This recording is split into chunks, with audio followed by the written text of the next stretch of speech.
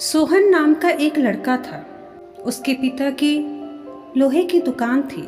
सोहन अपने पिता के साथ लोहे की दुकान में अपने पिता की मदद करता था।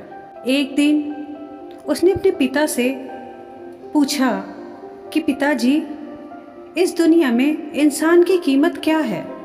अपने छोटे से बच्चे के इस सवाल से पिताजी हैरान रह गए। वह सोचने लगे कि आखिर इस बच्चे को ऐसा सवाल क्यों सूझा।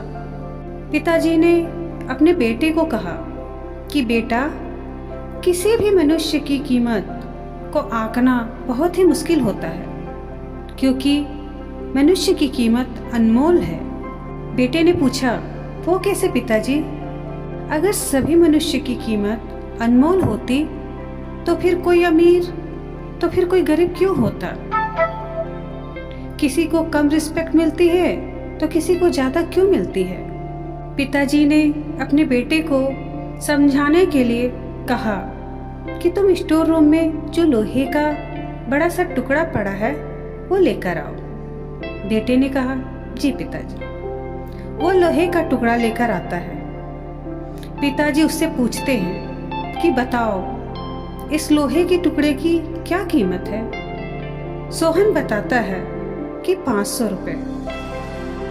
पिताजी अब उससे पूछते हैं कि अगर मैं इस टुकड़े के छोटे छोटे कील बना दूं तो फिर उसकी क्या कीमत होगी?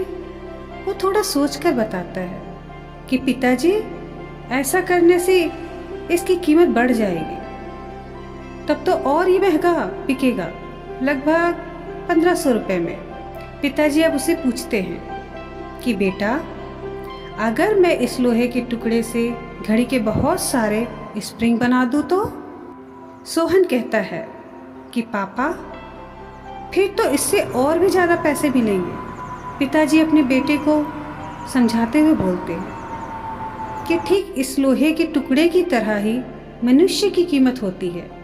मनुष्य की कीमत भी इसमें नहीं होती है कि अभी आप क्या हो, बल्कि इसमें होती है कि आप अपने आप को क्या बना सकते हो। सोहन अब समझ चुका था कि उसके पिता क्या कहना चाहते हैं। हम भी अपनी कीमत आंकने में कई बार गलती कर देते हैं। हम अपने प्रेजेंट स्टेटस को देखकर अपने आप को वैल्यूलेस और मीनिंगलेस मानने लगते हैं। हम ये नहीं सोचते कि हम अपने आप को क्या बना सकते हैं और हम अभी क्या हैं, उससे अपने आप की कीमत आंक लेते हैं। हमें हमेशा अपने आप को इम्प्रूव करते रहना चाहिए और अपनी सही कीमत प्राप्त करने की दिशा में हमेशा प्रयासरत रहना चाहिए।